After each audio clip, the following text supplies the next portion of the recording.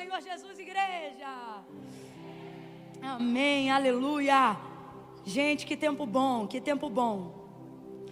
O Senhor, Ele preparou esse momento para as nossas vidas. E como nós somos gratos a Deus por essa oportunidade. Pastor Lucas, muito obrigada mais uma vez. Eu estou grata demais ao Senhor e à vida de cada um dos irmãos que estão aqui nessa noite, buscando o Senhor. A palavra de Deus é fiel. Pedi e dá-se-vos-á. Buscai e achareis. Eu quero declarar sobre a sua vida que aquilo que você está buscando vai achar você. Porque normalmente é assim que o Senhor faz, né? Deus abençoe, Gabi, Deus abençoe sua vida. Te amo em Cristo, você tem sido uma bênção, um bálsamo, viu? Quero louvar a Deus pela vida de todos os pastores e quero deixar uma palavra em agradecimento, mas de dedicação para a igreja. Não é o texto que eu vou pregar, mas eu separei aqui uma palavra para a igreja. Pastor Lucas, essa palavra é para o Senhor, viu? E para toda a igreja, para todo o rebanho que Deus lhe confiou. Se encontra na 1 de Pedro, capítulo de número 5, versículo de número 10, que diz assim: e o Deus de toda graça, que em Cristo Jesus vos chamou à sua eterna glória, depois de haverdes padecido um pouco, Ele mesmo vos aperfeiçoará, confirmará, fortificará, Ele mesmo fortalecerá. Seja a Ele o poder para todo sempre. Amém. A todos os pastores, liderança, membros da igreja, voluntários desta casa, tenham isso em mente. O mesmo Senhor que vos chamou, Ele mesmo vos aperfeiçoará, confirmará, fortalecerá. Viu? Eu quero deixar essa palavra de Deus aqui para fortalecimento, para vigor dos irmãos. E eu também queria, em um ato de gratidão, dedicar uma palavra aqui também à vida do pastor Eduardo, que é meu esposo, mas é sobretudo um profeta na minha vida, um sacerdote na minha casa. E eu não consigo me acostumar a ouvi-lo ministrar, porque todas as vezes que Deus o usa por intermédio da sua palavra, Ele é alguém que consegue nos dar, através da sua instrumentabilidade, o poder de assertividade.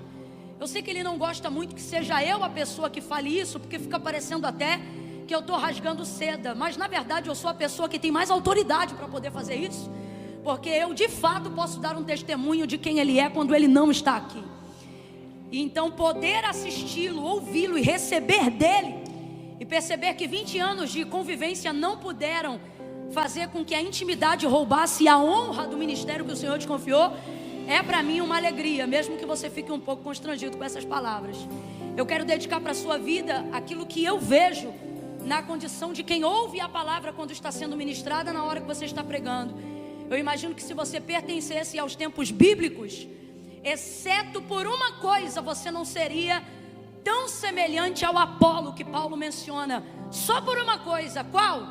Ele não era batizado no Espírito Santo com fogo, na evidência do falar de outras línguas.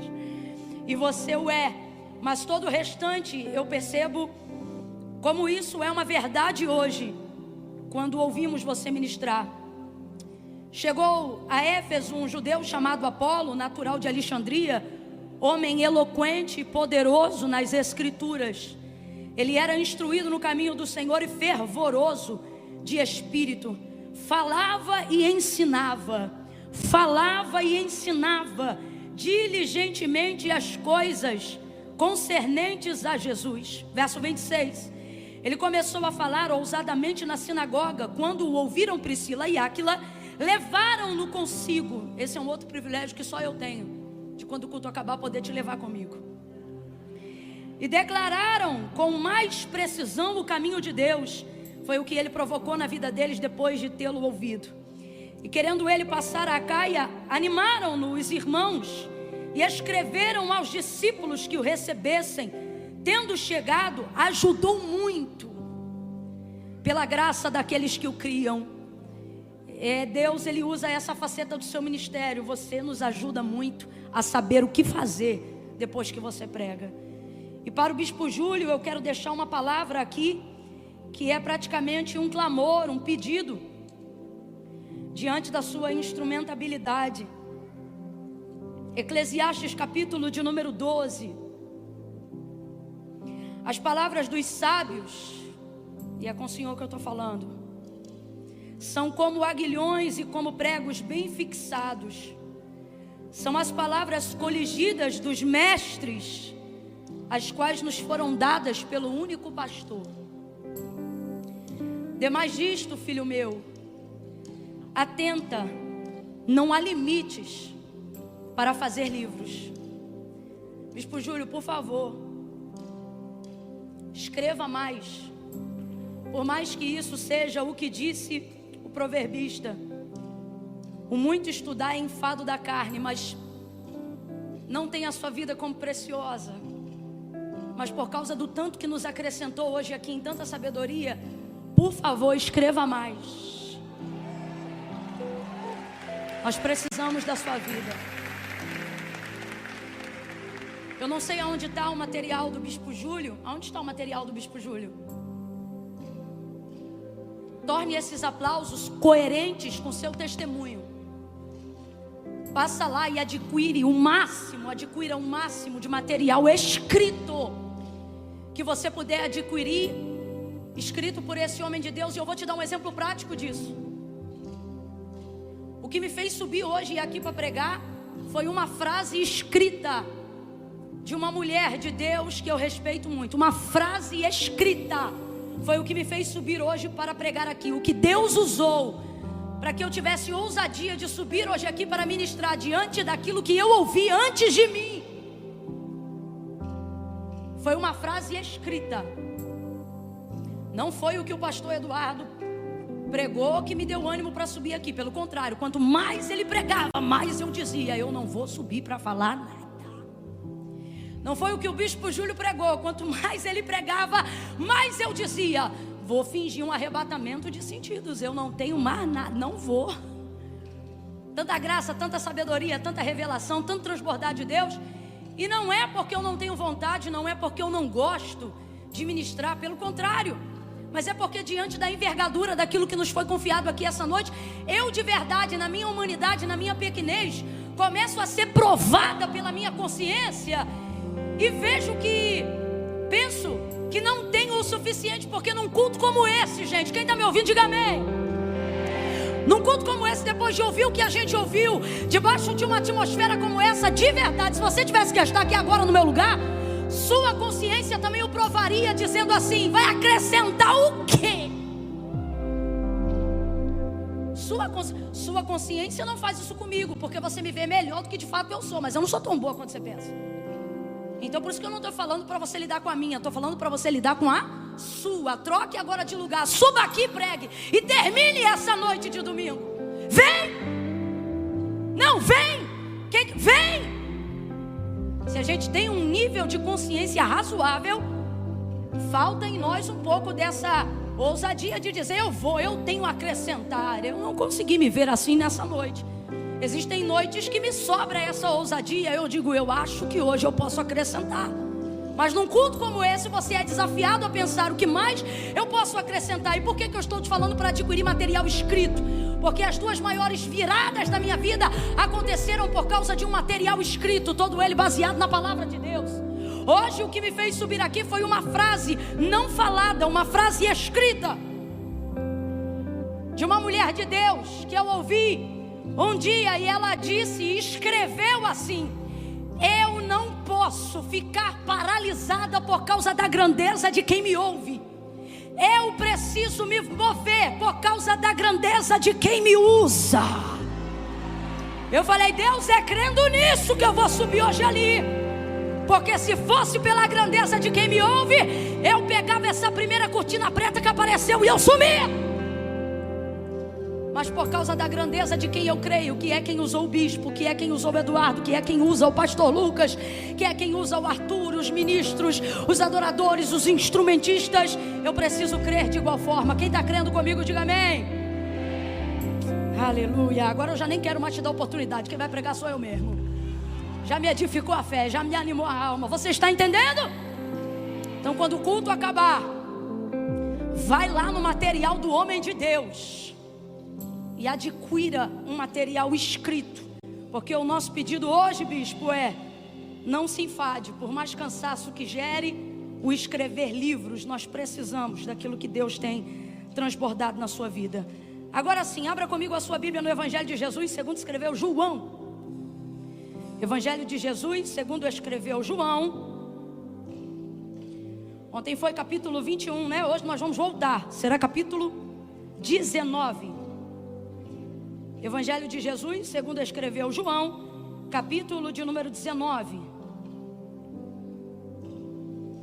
Deus tem nos conduzido aqui ao entendimento, irmãos, de princípios e de como a palavra de Deus deve ser amada por nós, reverenciada por nós, de como nós devemos dedicar-nos à leitura dessa palavra, de como nós devemos debruçar sobre essa palavra, crer nessa palavra, viver de acordo, não com as circunstâncias, mas com o que a palavra diz ao nosso respeito. João capítulo 19, João capítulo 19, versículo de número 23 em diante. Quem achou, diga amém. Diz assim o texto: tendo os soldados crucificado a Jesus, tomaram as suas vestes e dividiram-na em 4 partes, uma para cada soldado. Tomaram também a túnica, que era toda sem costura, tecida numa peça só, de alto a baixo. E disseram uns aos outros: não a rasguemos, mas lancemos sortes sobre ela para ver de quem será. E isto aconteceu para que se cumprisse a Escritura. E isto aconteceu para que se cumprisse a Escritura. Complete aí você: isto aconteceu para que se cumprisse a... Para que se cumprisse a... Que diz: dividiram entre si as minhas vestes e sobre a minha túnica lançaram sortes. E foi o que fizeram os soldados. Junto à cruz de Jesus estava sua mãe, a irmã dela, e Maria, mulher de Clopas, e Maria Madalena. Vendo Jesus ali sua mãe e o discípulo a quem ele amava, que estava presente, disse à sua mãe: mulher, eis aí o seu filho. Depois disse ao discípulo: eis aí a tua mãe. Dessa hora em diante, o discípulo passou a recebê-la na sua casa. Mais tarde, sabendo Jesus que tudo já estava consumado, e para que a Escritura se cumprisse, para que o que se cumprisse, gente? O que, gente? Ele disse: tenho sede. E estava ali um vaso cheio de vinagre, e embeberam de vinagre uma esponja, e colocaram-na numa vara de ísopo, e chegaram na sua boca.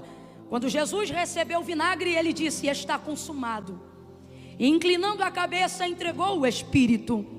Como era o dia da preparação, os judeus, para que os corpos não ficassem na cruz durante o sábado, porque este sábado era um grande dia, rogaram-lhe a Pilatos que fossem quebradas as pernas e que fossem tirados os crucificados de lá. Mas chegando-se a Jesus, vendo já morto, não lhe quebraram as pernas. Contudo, um dos soldados transpassou-lhe o lado com uma lança, e imediatamente saiu sangue e água. E aquele que viu isto testificou que o seu testemunho é verdadeiro. E ele sabe que é verdade o que diz, para que também vós o creiais, que estas coisas aconteceram, para que se cumprisse a Escritura, que dizia: nenhum dos seus ossos poderá ser quebrado. E como diz outra Escritura: olharão para aquele a quem transpassaram. Complete só mais uma vez para mim o verso 36, por favor. E estas coisas aconteceram para que se cumprisse a... Para que se cumprisse a... Para que se cumprisse a... Diga amém por essa palavra. Aleluia. Eu vou contar de 1 a 3. Você vai olhar para pelo menos 2 pessoas e vai acalmá-la nessa noite. Camille, como é que se acalma alguém de verdade? Ficando mais nervoso do que essa pessoa. É a única maneira que você tem condições de fazê-la se deslocar de onde ela está e ir para onde você quer levá-la. Nunca tente acalmar alguém que está nervoso dizendo para ele: calma. Isso irrita muito mais. Das duas uma, ou ele vai começar a gritar com você e vai dizer: você ainda não me viu nervoso? Ou ele vai gritar ainda mais com você e vai dizer: eu não quero calma, porque a calma demonstra passividade diante daquilo que você quer, atividade para ser resolvido.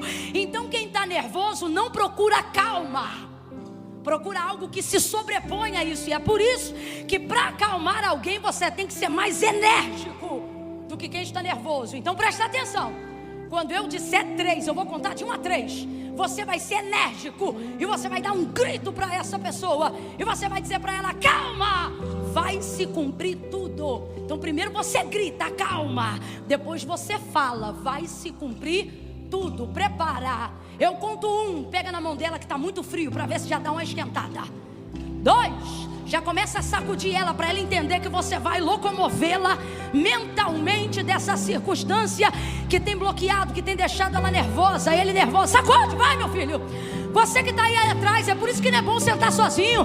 Você tem que sentar perto de alguém. Presta atenção, 2,5. Você vai gritar e vai dizer: calma, mas tem que gritar, irmãos, senão ele não vai entender. Calma, vai se cumprir tudo. É 1, é 2, é 3, grite aí. Vai se cumprir tudo. Tudo que Deus disse a seu respeito, tudo que a palavra de Deus garantiu sobre a tua casa, tudo aquilo que Deus liberou acerca da tua vida. Ele não é homem para que minta, nem filho do homem para que se arrependa. Falaria e não cumpriria, diria e não faria. Como já aprendemos aqui, para Deus, aquilo que Ele fala e aquilo que Ele faz, porque a palavra dEle é uma só, é uma só. Ele chama a existência aquilo que não existe pelo poder da sua palavra. Quando Ele diz haja, a luz tem que aparecer. Vai se cumprir tudo. Tudo, tudo, tudo, tudo, tudo. O que você acredita, o que você acha impossível, o que você considera inédito, até mesmo os corações mais endurecidos e as mentes mais embrutecidas não tem poder de contra-argumentar uma palavra que Deus determinou. Isaías é categórico em dizer: se o Senhor, pois, o determinou, quem, pois, o invalidará? Dá uma olhada bem afrontosa para esse crente e diga: quem? Por isso Paulo vai ser tão categórico e vai dizer aos seus: se o Senhor é por nós, quem será contra nós? E meu irmão, tem uma lista que pode ser dividida de forma numérica ou alfabética. O que não falta é gente contra nós. Só que o que o texto está dizendo é: quem o resistirá? Levanta a cabeça e a sobrancelha mesmo, como quem assim tem orgulho de servir esse Deus. E fala para os dois assim: quem? Quem? Quem? Nós vamos apanhar, vamos, mas quem vai nos resistir? Vão cuspir, vão, mas quem é que vai tirar a gente da história? Vão perseguir, vão perseguir. Vão te chamar de tudo, menos de bonita. Só não vão poder rasurar aquilo que o autor da sua história já determinou.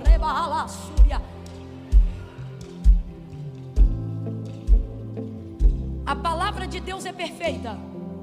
Não sou eu que estou falando isso. É o próprio Salmo que reverencia a palavra. Já foi falado sobre ele aqui, Salmo de número 119. Não é à toa que esse Salmo acabou sendo o Salmo mais extenso do compêndio do livro dos Salmos. É porque Davi decidiu dedicar-se a falar da palavra, a honrar a palavra. E ela é fonte inesgotável. Ela não cessa, ela não passa. O texto também é categórico em afirmar acerca dela: céus e terras passarão, mas as minhas jamais hão de passar, jamais. Tudo que Deus disse a seu respeito se cumprirá. Esteja apenas posicionado onde a palavra quer te levar, para que ela continue a fazer o desdobramento daquilo que ela te garantiu. A gente vai ver isso aqui no texto de João, baseado no próprio Cristo, no próprio Filho de Deus. E não teria exemplo melhor para crermos nisto nesta noite. Porque João, quando vai fazer a biografia de Cristo, diferente de todos os outros evangelistas, ele vai fazer a biografia de Cristo não partindo da existência da sua natureza humana no ventre de Maria. Já percebeu? João capítulo de número 1, ele parte do entendimento da existência que ele alcançou de Cristo, que transcende ou antecede seu nascimento no ventre de Maria. Ele compreende que ele não passou a se movimentar na humanidade no dia que foi entregado por mensagem a Gabriel, a mando de Deus, no ventre de Maria, mas no dia que, acessando a revelação da palavra de Deus escrita por Moisés em Gênesis, ele percebeu que ele estava lá na execução da palavra, quando o texto afirma que a terra era sem forma e vazia, havia trevas sobre a face do abismo e o Espírito de Deus se movia sobre a face das águas. E disse Deus: haja luz, e houve luz. E disse o que? Deus, haja. O que foi que Deus liberou para que se manifestasse? Luz. E ele fez isso a partir de que movimento? Movimento espiritual? Não. Movimento falado. Verbo, palavra. É algo tão forte que deve merecer um pouquinho da nossa atenção. Porque quando você para observar Gênesis e você vê a manifestação de tudo aquilo que existe e de tudo que há, você vai ver a consolidação daquilo que eu estou falando pela boca ou pela escrita do autor da carta aos Hebreus, quando ele diz assim: porque céus e terra, tudo que existe e tudo que há, não foi feito por prova aparente do que se vê, mas antes foram criados pelo poder da sua palavra. Então tudo aquilo que nós vemos como material, como físico e como real que está diante de nós, na verdade só puderam ser criados por causa da palavra que Deus liberou. Por isso este mesmo autor vai falar que nós também temos esse poder de trazer a realidade aquilo que se manifesta por uma palavra de fé, dizendo: porque a fé vem pelo ouvir e o ouvir da palavra de Deus. Então, quando crendo que a palavra de Deus é o firme fundamento, a mais concreta estrutura no mundo espiritual, capaz de tornar tangível a realidade da vida do homem, quando cremos nisto, não há absolutamente nada que não possamos acessar, não há absolutamente nada do que possamos não fazer. Você se torna capaz de tudo. Só há um pequeno problema que tem impedido a gente de acessar tudo que a gente quer e receber tudo aquilo que a gente acredita. A gente começa a acreditar que Deus depende da nossa fé para ter poder de fazer as coisas que Ele faz. E a fé não dá para Deus poder para fazer o que Ele faz.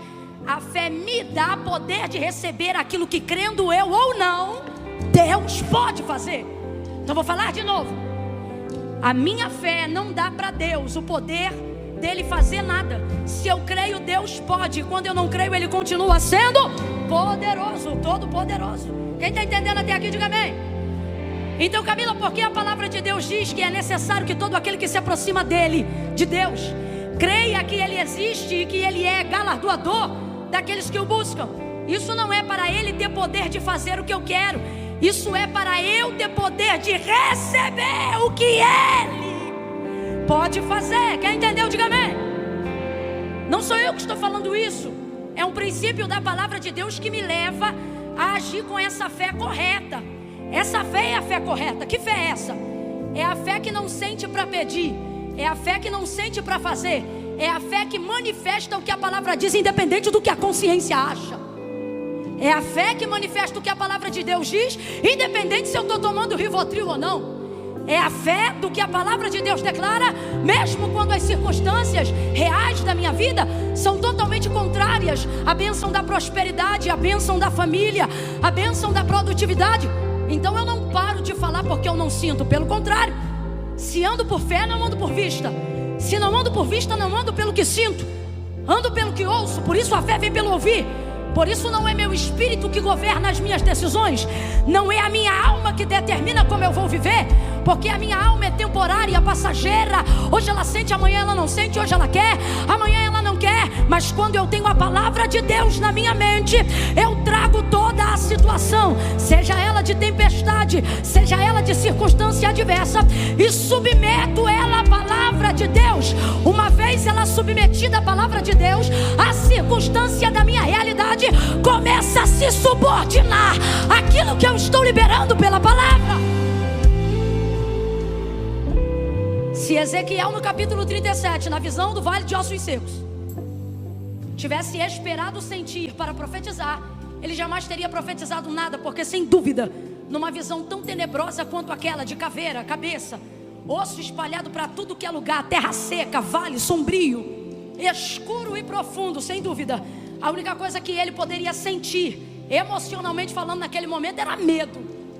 Você imagina que você está num lugar que já não é fácil, um cativeiro. Você vive sobressaltado com as coisas que vão acontecer.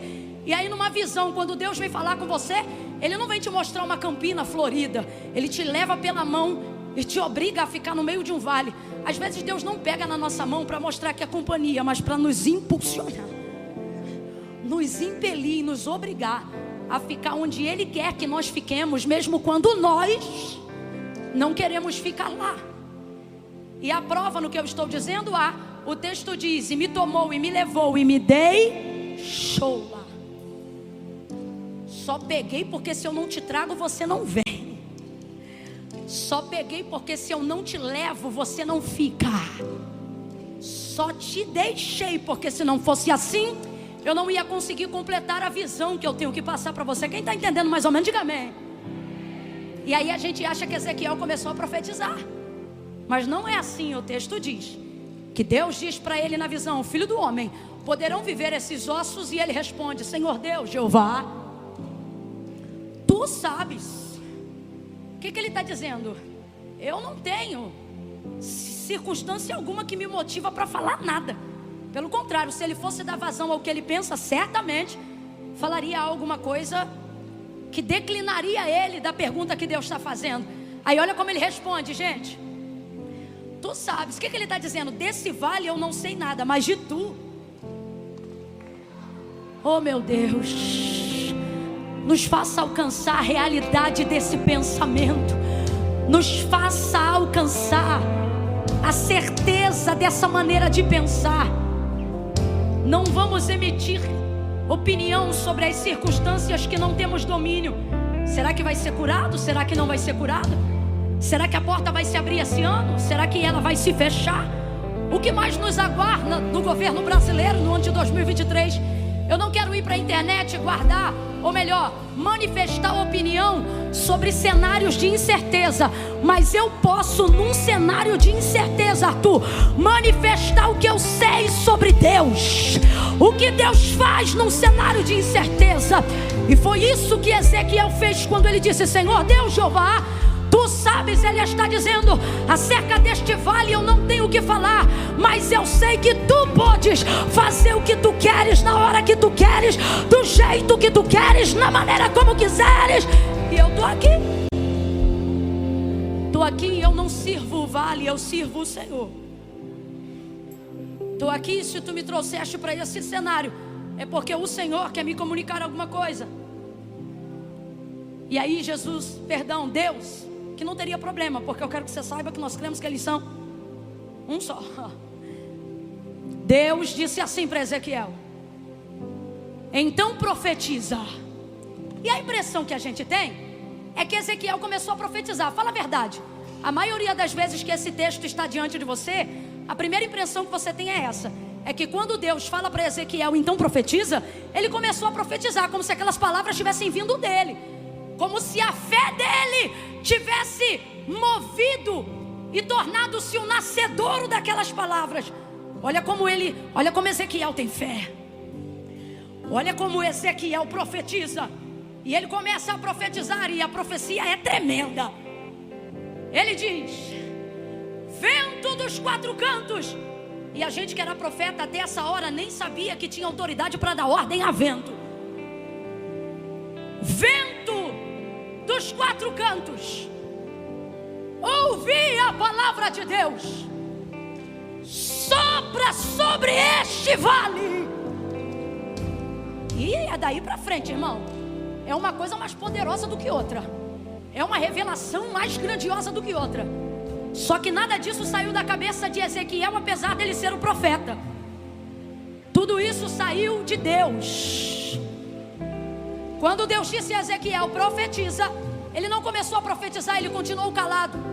Porque profeta de verdade não fala o que sente, tampouco fala o que quer falar. Quanto mais verdadeiro é um profeta, sabe como você afere o nível de verdade de um profeta? O quanto ele é fiel a repetir o que Deus já disse. E entenda, não tem glamour no exercício da profecia de Ezequiel 37 não. O que tem aqui é ouvidos atentos para conseguir reproduzir com fidelidade o que Deus falou. Ele não começou a profetizar ermo. Foi Deus que disse para ele: diga-lhe assim, filho do homem. E ele começou a dizer aquilo que Deus dizia. E Deus dizia para ele: vento dos quatro cantos. Então ele repetia: vento dos quatro cantos. E ele dizia: sopra sobre este vale. E Ezequiel repetia: sopra sobre este vale. Diga aí, Ezequiel. E Deus dizia: ossos secos, ouçam a palavra do Senhor. E Ezequiel repetia. Completa para mim, por favor. Ezequiel apenas, sem glamour, vamos lá. Ezequiel apenas, ele somente, esse texto colocou ele no texto áureo dos profetas no Antigo Testamento, mas na verdade o que lhe colocou neste lugar foi a capacidade de repetir com fidelidade uma palavra que foi liberada para ele. O que você espera não vem rodando debaixo de uma nuvem. A manifestação do que você quer ver não é com óleo sendo derramado pelas paredes. Eu não estou dizendo que Deus não faz. Eu só estou dizendo que não se mudam circunstâncias esperando que o sobrenatural se naturalize. Agora, se você tiver capacidade de repetir, se você consegue contrariar as circunstâncias da sua realidade e apenas reproduzir o que um dia você ouviu, repetir aquilo que a palavra de Deus diz a seu respeito, não há absolutamente nada que possa te reter. Não há absolutamente nenhuma realidade que não seja transformada pelo poder da palavra de Deus. Porque aí não é sobre enfrentarem você, é sobre tentarem combater aquela que é martelo que esmiuça a penha, aquela que penetra até a divisão da alma e do espírito, juntas e medula, e é aprovada para discernir os pensamentos e as intenções do coração. O Senhor está dizendo: se você crê na minha palavra, aprenda a reproduzir a minha palavra, aprenda a repetir a minha palavra, aprenda a orar a minha palavra, aprenda a cantar a minha palavra, e não haverá realidade, por mais tenebrosa que seja, que não seja alterada pelo poder daquela que esmaga, esmiuça, penetra, entra, transforma, ela move, ela comove, ela remove, ela desenvolve. A palavra de Deus vai entrar. E se o Senhor determinou, quem pôs o invalidará. O vale de ossos secos se torna um QG, quartel-general. Porque a palavra se moveu, os ossos se moveram. Porque a palavra se moveu, o vento se moveu. Você quer esperar primeiro mover para depois haver manifestação de palavra. Porque você acha que a palavra só tem o poder que ela tem se você sentir que ela tem, ou que é propício ao ambiente para falar dela. Mas a maior prova disso está em Gênesis 1, onde a gente começou, e eu já saio para a gente fechar em João 19. No princípio a terra era sem forma e vazia, havia trevas sobre a face do abismo, o Espírito de Deus se movia sobre a face das águas. Gente, sem forma e vazia, presta atenção. E o Espírito não é o espírito das trevas, não é o espírito do escuro, não é o espírito do abismo, não é o espírito do vazio, da incerteza. O texto é claro: quem está se movendo sobre a face das águas que estão no abismo, onde há escuridão, é o Espírito de... Segunda coisa, ele não está parado. O texto é extremamente claro, ele está em movimento. Só que eu fui clara no contexto de Ezequiel anterior. O que provoca o que está para acontecer não é o mover, é a manifestação da... E isso é tão sério que é um princípio estabelecido pelo próprio Deus. Quando ele se move sobre aquilo que não existe, mas mesmo assim, sendo Deus poderoso para fazer, não realiza nada. Ele se move, vamos dizer assim, entenda isso na visão de um artista. ele se move sobre uma tela em branco, pronta para ser criada, pintada. Veja a natureza, a beleza da criação, tudo que Deus fez. As cores, o movimento, as árvores, os sabores, os cheiros, a terra, a semente, a espécie. Meu Deus! Os animais, a beleza das suas penas, dos seus penachos, a variação das suas cores, a cintilância da sua beleza. Esquece.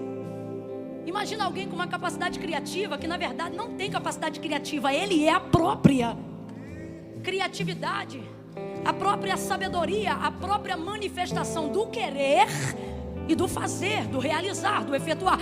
Então veja, a terra que ele já planejou fazer alguma coisa está debaixo dele, sob o seu mover. O texto diz que o Espírito de Deus vamos lá, o texto diz que o Espírito de Deus se move sobre a face das águas. Mas diga para mim, o mover de Deus, mesmo sendo de Deus, eu estou deixando claro que o mover é de... Eu não quero que vocês achem que eu sou contra o mover de Deus. O mover é uma bênção. Coisa boa é quando Deus move. Mas é claro o que eu vou dizer agora. Deus está se movendo, mas me diga, o que ele está fazendo para a terra? O que ele está chamando à existência enquanto ele se move? O que é que passa a existir depois do seu mover? Nada. O texto não apresenta criação, revelação e nem manifestação alguma de existência, somente no mover. Agora, o versículo de número 2 acaba com tudo, meu irmão. Quando o texto diz assim, ele abre a narrativa assim, ó. E disse. Meu Deus! E disse e falou. É isso. E disse Deus: haja luz. E houve luz. E aí o texto, meu irmão, vai indo até o versículo 31 do capítulo 1. E ele não para de falar. E isso é lindo. Quanto mais Deus fala, mais as coisas vão acontecendo. Ora ele fala e aparece luz. Ele continua falando e aparece o sol. Ele continua falando e ele faz aparecer a lua. Ele estabelece governos e autoridade entre os astros celestiais. Ele fala e ele promove seres iluminados pequenos que são as estrelas. Ele vai falando sobre a extensão de todo o planeta que chamamos de Terra. E que ao ler Gênesis entendemos que esse planeta era todo de água. E ele começa a estabelecer a extensão de porção seca sobre aquilo que nós chamamos de terra. E ele começa a determinar limites e mares e oceanos. E ele não povoa só o céu, ele povoa o céu, ele povoa a atmosfera intermediária. Ele coloca águas no firmamento, ele coloca o firmamento para reter as águas. Ele dá ordem às nuvens, ele ajunta todas as águas, disse Isaías, como se fossem uma gotícula na sua mão. Ele faz tudo isso sem pedir ajuda, ele faz tudo isso sem solicitar conselho. Ele vai criando relva, animais domésticos, selváticos. Todo o ecossistema que chamamos de vida está no controle da palma da mão e da ciência de Deus. Ele coloca tudo em equilíbrio, ele coloca tudo em harmonia. E ele vai criando, criando, criando. E como que ele cria? Ele chama empreiteira, ele chama construtora, ele chama os anjos? Não, ele vai criando. E Moisés diz que ele cria assim. E disse Deus, e disse Deus, e disse Deus. E falou, e falou, e falou. Tá de mão abaixada porque se eu fosse você eu já recebia com as duas. Dá um pulo dessa cadeira e celebra o que disse Deus. Celebra o que Deus falou a teu respeito, porque o que ele falou vai acontecer.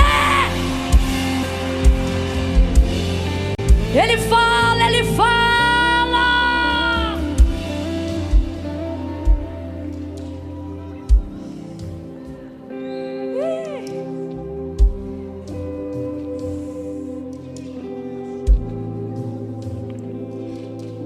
Sabe quando a gente está governado pela voz de Deus e alguém libera uma palavra pra gente que já é crente, e aí a pessoa diz assim: vai acontecer tal e tal coisa na sua vida. Quando a gente é crente mesmo, a primeira coisa que a gente pergunta é assim: Deus falou? Como quem diz assim: se Deus falou, eu nem vou discutir isso com você. Agora eu quero saber se Deus falou. Porque Deus não tem compromisso, irmãos, com o meu carisma, com o brilho dos meus olhos. Deus não tem compromisso. Por mais que você Imagine que seu relacionamento com Deus te colocou num status de perfeição. A verdade é que Deus não tem comprometimento em corresponder suas expectativas humanas. Por mais que Ele faça isso, quando Ele faz isso por obra, a graça do Espírito Santo, que intercede por você com gemidos inexprimíveis. E que no nome de Jesus, na sua oração, ao conectar-se com Deus, o sangue de Jesus te cobre e você recebe ousadia para entrar no Santo Santo. E faz nisso com que Deus ouça a sua petição, não por amor a você, mas por amor de Jesus. Eu estava ouvindo, fala aí o nome dele de novo que eu esqueço, o Bispo Júlio, que eu não sei pronunciar bonito igual o senhor. Aquele moço que eu falei da entrevista de hoje mais cedo, é John MacArthur, é mais ou menos assim. E ele estava dando uma entrevista sensacional, onde ele disse que se não fosse Jesus, e se todas as vezes que Deus, ao olhar para nós, e quando eu digo olhar, não é que você não esteja no olhar de Deus, quando Ele decide dar atenção ao que você está falando, todas as vezes que Ele olhasse para nós, se não fosse o sangue de Jesus no madeiro, Ele veria em nós a personificação humana e material de toda a rebelião, de toda a afronta. Um grande pregador do século XVIII,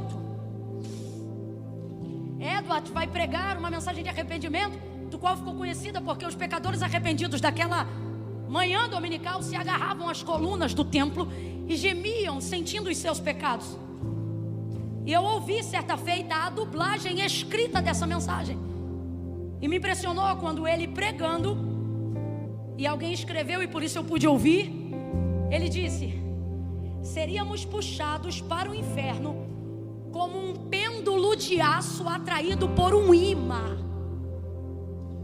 se não fosse o sangue de Jesus no Calvário.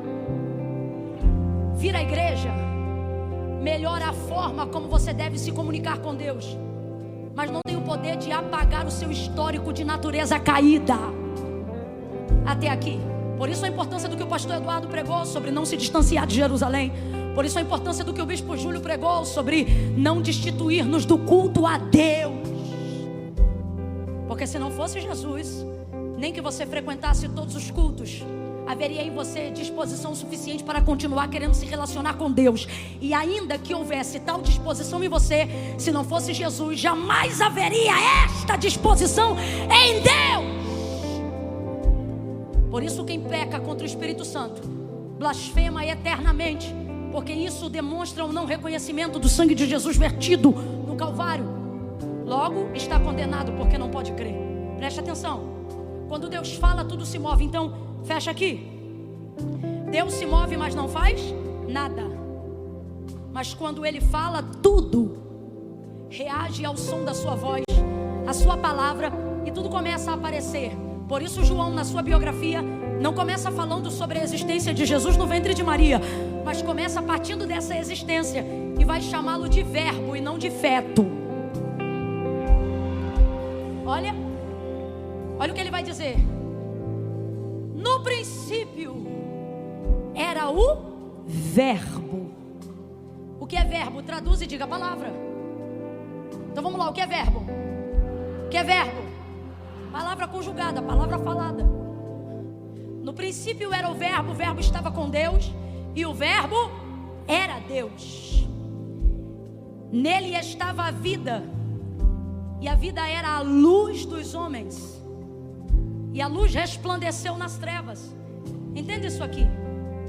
Eu vou pregar João 19, mas veja, antes de haver cruz, ele já existia no nosso entendimento, ao ler o haja luz. Antes da cruz ele já era a revelação perfeita de Deus. Você tem que parar com essa mania de achar que Jesus é o plano B de Deus, que não deu certo por causa do pecado de Adão e Eva. A palavra de Deus é clara em dizer que o Cordeiro já estava preparado antes da fundação do mundo. Se o Cordeiro já estava preparado antes da fundação do mundo, o pecado de Adão e Eva não mudou o plano original de Deus. Porque quando Deus faz um plano estabelecido sobre a sua palavra, e Ele é a palavra, nada que aconteça nesse caminho pode alterar o plano que Ele estabeleceu pela sua palavra. Senão Então ele seria suscetível ao tempo como nós somos. Ele seria suscetível a problemas de chuva, de pneu furado e etc. Está na hora de você entender que Deus não é o resultado do que você criou na sua consciência. Está na hora de você entender que Deus está acima da sua capacidade de compreensão e mesmo assim ser adorador dele. Antes da fundação do mundo, esse cordeiro já estava preparado. Então antes da cruz ele já existia no haja luz. Ele estava ali. Paulo vai escrever aos Gálatas e ele vai dizer que Cristo pregou para Abraão, reconheceu Abraão. E eu sei que Paulo não está doido, apesar disso parecer loucura, porque Jesus disse, sendo interrogado pelos fariseus, que não reconheciam que ele era o verbo vivo feito em carne, que não reconheciam que ele era a manifestação do querer e da palavra de Deus. Ele disse aos fariseus: vocês dizem que são filhos de Abraão. Olha o escândalo. Mas Abraão me viu no meu dia e me glorificou. E aí eles ficam loucos. Eles dizem: tu não tem nem 50 anos e dizes que Abraão te viu? Está falando sobre a revelação dele em todo o Antigo Testamento, sobre a sua revelação em sua palavra. Tudo se move por ele. A palavra de Deus é clara sobre ele, sobre Jesus. Sem ele, nada do que foi feito se fez. Aí João vem. No princípio era o verbo estava com Deus e o verbo era Deus. Ele é a manifestação de sua palavra. Não é jargão de pregador quando ele ministrando diz: em verdade vos digo. Não é. É realidade. Sou a verdade que ministro, sou a verdade que vivo, porque a verdade que falo é a verdade que eu sou. Eu sou a verdade. O príncipe desse século não tem o poder de te viciar em drogas. Isso é um mecanismo do seu corpo te tornando dependente de uma droga por causa das suas substâncias. Ele não tem o poder de te obrigar a se tornar um viciado em pornografia. Isso é a junção que o seu cérebro faz por causa da prática da pornografia. Não culpe o diabo pelos vícios que você adquiriu por desobediência à lei de Deus. A autoridade que foi dada ao diabo, ao príncipe deste século, neste mundo, não é que eu me torne marionete em suas mãos. Satanás não precisa de trevas profundas e sombrias, como vícios semelhantes a esses que eu falei, para poder deixar o homem distante do conhecimento da verdade que liberta, que transforma, que move, que faz todas essas coisas que estamos pregando hoje aqui. Ele só precisa cegar o entendimento. As trevas mais profundas que um homem pode conhecer não são as obras da malignidade, não são os rituais que acontecem de portas fechadas, não é o sangue que é derramado de animais, nada disso. As trevas mais densas estão em uma mente que não acessou o conhecimento de quem é Deus. Por isso Satanás trabalha com prioridades para que ele seja efetivo no trabalho. E olha o que o Senhor revela pela sua palavra acerca do trabalho do inimigo. Porque o príncipe desse século os tornou viciado em cocaína, os tornou viciado em pornografia, os tornou viciado em masturbação. Não! O príncipe deste século lhes cegou o entendimento para que não cheguem ao conhecimento da verdade. Que verdade? A verdade de que Cristo é o Senhor, a verdade de que Ele é a palavra de Deus revelada em carne ao mundo. A verdade é que quem tem Cristo, a verdade de quem alcançar a Cristo, poder alcançar qualquer área de libertação, de prosperidade, de unção, de poder, de família, de regeneração, de resgate, de sociedade, de comunhão, de família. Quem acessa a Cristo, acessa um portal de possibilidade, cujas impossibilidades do mundo jamais poderão reter alguém que tem a palavra, que guarda a palavra, que ministra a palavra e que vive pela palavra. Quem tem Cristo tem a palavra. Quem tem a palavra tem Cristo. Se quem tem a palavra tem Cristo, acontece o que Cristo falou: e pedireis o que quiserdes ao Pai, e Ele vos concederá. Por quê? Porque o Pai não corresponde ao meu carisma, o Pai não corresponde ao meu ritual, o Pai corresponde a Cristo. Cristo em vós, esperança da glória. Camila, como é que Cristo está em mim? Deixa eu te falar um negócio bem rasgado.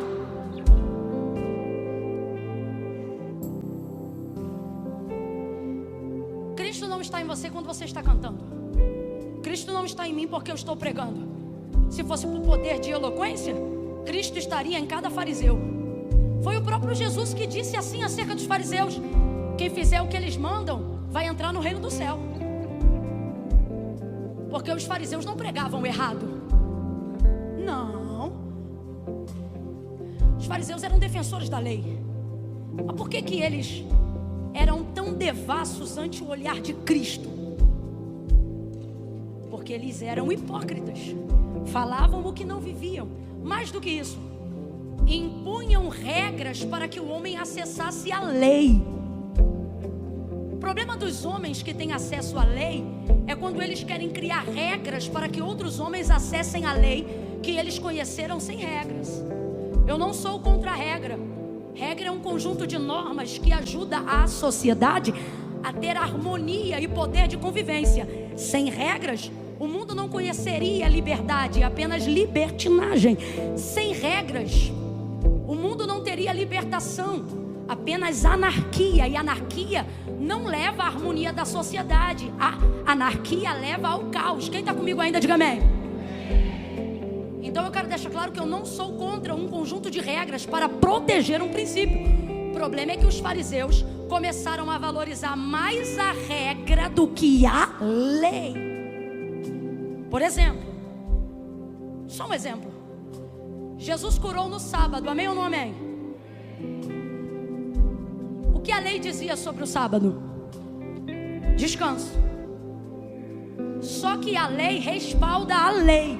O nome disso é legislação. Escute isso. Jesus curou um homem no sábado. Um homem que todos conheciam com uma deficiência crônica, que jamais poderia ser curada se não fosse um milagre. Quem ainda está comigo, diga amém. Aí os fariseus ficam empolvorosos com aquilo e dizem assim para ele: está errado porque você curou no sábado. Como é que você vai ser o filho de Deus se você está descumprindo a lei? Porque a lei era de quem? Ou melhor, a lei é de quem? De quem, gente? Como pode o filho dizer que vem em nome do pai e descumpre o que o pai fala?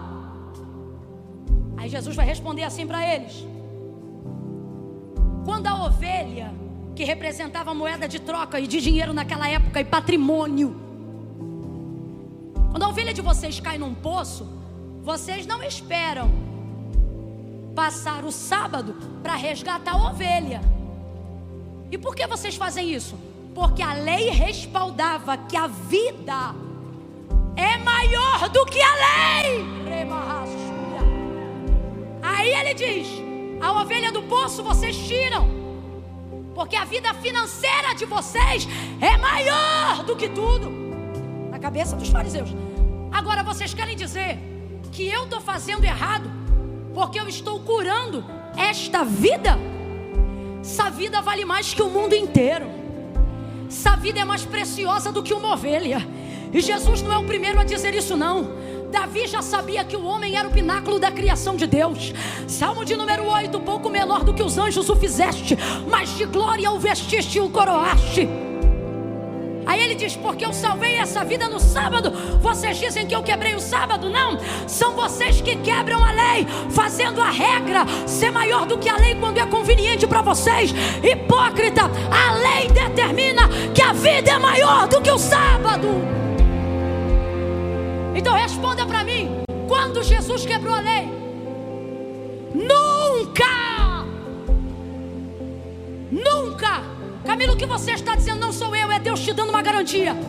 Se você for fiel em cumprir a minha palavra com a sua vida, não haverá nada que a minha palavra não realize por você. A minha palavra vai colocar para você no lugar o que está fora. A minha palavra vai manifestar o que você no pensamento mais positivo não poderia manifestar. A minha palavra vai te dar capacidade para curar doenças. A minha palavra também te dá capacidade para ser curado das doenças que você tem. A minha palavra também te dá autonomia e liberdade para não se tornar dependente dos homens e do seu processo de escravidão. Conhecereis a minha palavra, conhecereis verdade vos libertará. Ele está dizendo: na minha palavra está a liberdade que você procura, na minha palavra está a autoridade que você procura, na minha palavra está a paz que você procura, na minha palavra está o que tua alma deseja, na minha palavra está as respostas que a tua mente faz as perguntas, na minha palavra tem o que você precisa, na hora que você precisa, do jeito que você precisa. Moisés disse para ele: quando eu chegar lá, quem eu digo que me enviou? Ele responde: diga que o eu sou te enviou a eles. Quem sou eu? O Deus de aliança, Deus de Abraão, Deus de Isaac, Deus de Jacó. Camila, o que isso tem a ver? Eles vão lembrar que eu sou Deus que cumpre a minha palavra, Deus de Abraão, Deus que faz promessa, Deus de Isaac, Deus que cumpre o que promete, Deus de Jacó, Deus que dá manutenção e sustentabilidade para tudo que ele já falou. Eu sou, Moisés, eu sou. Você não vai saber quem eu sou numa conversa de uma hora de sarça. Sai daqui e vai cumprir a minha palavra, sai daqui e vai libertar o meu povo. Aí você vai ver quem eu sou. Eu sou sapato que não acaba, eu sou roupa que não desgasta, eu sou coluna de fogo à noite, eu sou nuvem ao redor do arraial durante o dia, eu sou água que sai da rocha, eu sou o que você precisar que eu seja, na hora que você precisar que eu seja, desde que você saiba que eu sou a palavra que te enviou. Eu sou. Creia em mim, crendo no que eu digo. Senta que eu vou falar umas 3 coisas. Ai, Camila, é que eu tô cansada, eu quero ir embora. Mover não traz transformação, mas palavra traz. 5 minutos lá fora não mudam nada, mas aqui dentro podem alterar até 5 anos da sua vida.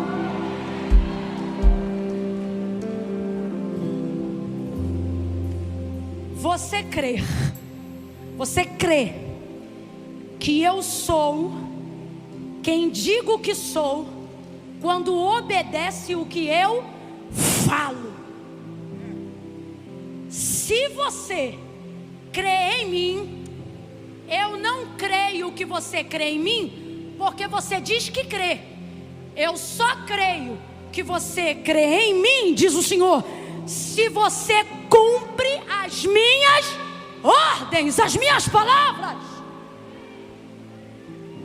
João 15: se vós estiverdes em mim e as minhas palavras. Quem ainda está aqui, diga amém. Quem ainda está ligado, diga eu aqui. Se vós estiverdes em mim e as minhas estiverem em vocês, pedireis o que quiser. Esquece.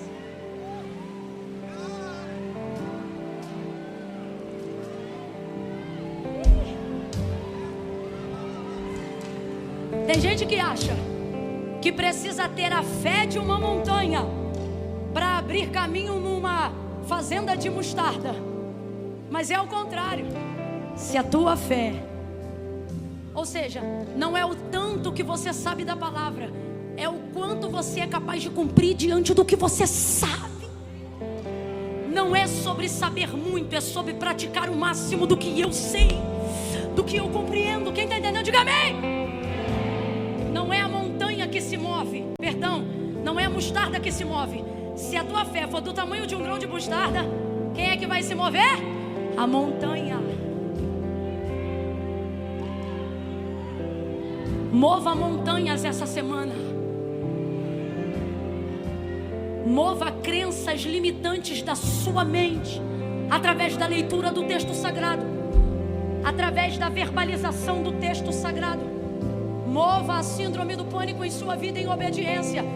Ande pela casa com a única luz que pode ficar acesa para você ter um pouco de paz para dormir. Não tem problema, pode deixar a luz acesa, mas mova a palavra no meio daquela penumbra. E por mais medo que você tenha, nem que seja debaixo de uma coberta, sentindo o pavor do espanto noturno, comece ali embaixo, mesmo que seja diante de uma leve chama de vela, e profetize, libere a palavra na tua casa, libere a palavra na tua circunstância. Comece a liberar. Camila, eu não sinto de falar nada, que bom, é sinal que você está limpo e puro para ler com fidelidade o que está escrito, e entra por aquela penumbra dizendo: aquele que habita no esconderijo do Altíssimo, a sombra do Onipotente descansará. Direi do Senhor, Ele é o meu Deus, o meu refúgio, a minha fortaleza. Camila, eu estou debaixo de uma coberta, não importa quem eu estou, eu vou declarar quem Ele é. Direi do Senhor, Ele é o meu Deus, o meu refúgio, a minha fortaleza, e nele eu confiarei. Declare quem Ele é, não como você está. E a palavra de Deus vai cumprir.